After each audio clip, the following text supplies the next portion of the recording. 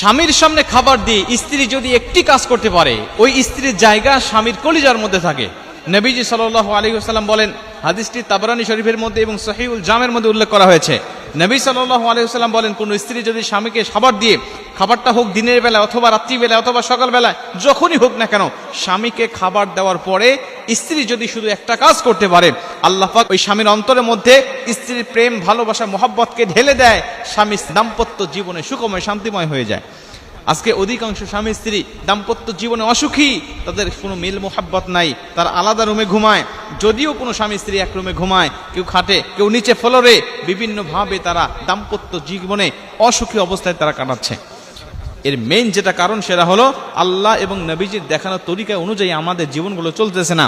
বিভিন্ন পরকে আসক্ত হয়ে গেছি, বিভিন্ন গুনাহে লিপ্ত হয়ে গেছি, বিভিন্নভাবে আমরা আল্লাহ পাকের অবাধ্যে চলে গিয়েছি। আজকে পরকিয়া এতটা মহামারী আকার ধারণ করেছে, করোনাও এতটা মহামারী আকার ধারণ করেছিল না। অধিকাংশ জায়গা আজকে পরকিয়া, শুধু পরকিয়া, স্বামী স্ত্রীর মধ্যে কোনো মূল মহব্বত নাই। স্বামী অন্য মেয়ের সাথে পরকিয়া করছে, স্ত্রী অন্য ছেলের সাথে পরকিয়া করছে। এই জন্য রাসূল সাল্লাল্লাহু আলাইহি ওয়াসাল্লাম বলেন, স্বামীর গুরুত্ব সম্পর্কে যদি কোনো স্ত্রী জানতো, তাহলে ওই স্বামীকে যখন স্ত্রী খাবার দিত, খাবার দেওয়ার পরে ওই খাবার দিয়ে স্ত্রী অন্য কোনো কাজে লিপ্ত হতে পারতো না। স্বামীর সামনেই সর্বসময় বসে থাকতো, যতক্ষণ না পর্যন্ত স্বামীর খাবার না শেষ হতো। স্বামীকে খাবার দিয়ে স্ত্রীর পাশে বসে থাকবে। যদি কারেন্ট না থাকে, ফ্যান না থাকে, হাত পাখা নিয়ে বাতাস দিবে। যদি পানি লাগে পানিটা আগায় দিবে, তরকারি লাগলে উঠায় দিবে, ভাত লাগলে উঠায় দিবে, লবণ লাগলে সেটা আগায় দিবে। স্বামীর কি প্রয়োজন অ্যাক্টিভতা দেখাবে। স্ত্রীর আনুগত্য দেখে স্বামীর অন্তরের মধ্যে স্ত্রীর প্রেম, ভালোবাসা আল্লাহ পাক ঢুকায় দিবে। নবীজি সাল্লাল্লাহু আলাইহি ওয়াসাল্লাম বলছেন, এই যে স্বামীর খাবার অবধি পর্যন্ত স্ত্রী তার পাশে বসেছিল, এই বসে থাকার কারণে আল্লাহ ওই স্ত্রীর উপরে সন্তুষ্ট হয়ে যায়। সন্তুষ্ট হয়ে যাওয়ার কারণে স্বামীর অন্তরের মধ্যে তার প্রেম, ভালোবাসার মহব্বতকে ঢেলে দেয়। কিন্তু আজকে আমরা দেখতে পাই পরিস্থিতি উল্টা। আজকে স্বামী যদি স্ত্রীর কাছে খাবার চায়, বলে তুমি একটু বেড়ে খাও। অনেক স্ত্রী বলে, ওই যে ডাইনিং টেবিলের উপরে খাবার দেওয়া আছে, তুমি একটু বেড়ে খাও, পানিটা একটু টিউবওয়েল থেকে নিয়ে এসে খাও, ট্যাপ থেকে ভরে নিয়ে এসে খাও, বা ওই যে জগের উপরে আছে তুমি একটু বেড়ে বেড়ে খাও, ঢেলে ঢেলে খাও, আমি এখন একটু ব্যস্ত আছি, কাজে আছি, সিরিয়াল দেখছি, অমুক কাজে আছি। বিভিন্ন অজুহাত দিয়ে স্ত্রী স্বামীর কাছ থেকে দূরে চলে যাওয়ার চেষ্টা করে।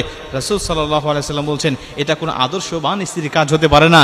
দিন দিন ওই স্ত্রীর প্রতি স্বামীর ঘৃণা বাড়তে থাকে, দিন দিন ওই স্ত্রীর প্রতি দূরত্ব বাড়তে থাকে আর মোহাব্বত কমতে থাকে। রাসূল সাল্লাল্লাহু আলাইহি ওয়াসাল্লাম বলছেন, এজন্য যদি কোনো স্ত্রী স্বামীকে খাবার দিয়ে তার পাশে বসে থাকে, আল্লাহ তার অন্তরের মধ্যে প্রেম, ভালোবাসা, মোহাব্বতকে ঢেলে দেয়। নবীজি সাল্লাল্লাহু আলাইহি ওয়াসাল্লাম বলছেন, শোনো, স্ত্রীর আনুগত্য স্বামীকে দেখাতে হবে। স্বামী যখন বাহির থেকে আসবে, তখন তুমি সংসারে কাজকর্ম ছেড়ে স্বামীকে সময় দাও। তার কি লাগবে তুমি একটু সঙ্গ দাও। তার টাওয়াল লাগবে, সে ওয়াশরুম থেকে এসেছে, টাওয়ালটা আগায় দাও। তার জুতাটা খুলে দাও, তার মোজাটা খুলে দাও।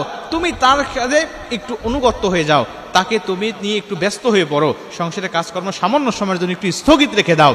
আমি নবী সাল্লাল্লাহু আলাইহি ওয়াসাল্লাম বলছি, তুমি একজন আদর্শবান স্ত্রী, এবং তোমার অন্তরের মধ্যে এবং তোমার স্বামীর অন্তরের মধ্যে তোমার ভালোবাসা আল্লাহ পাক বৃদ্ধি করে দিবে।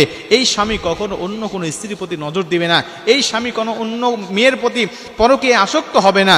সর্বসময় চিন্তা করবে, আমার ঘরে আমার স্ত্রী, এর মতো কোনো গুণী মানুষ অন্য কোনো মেয়ে হতে পারে না। অতএব ভালো যদি বাসতে হয় স্ত্রীকেই বাসবো, মহব্বত যদি করতে হয় স্ত্রীকেই মহব্বত করব, অন্য কোনো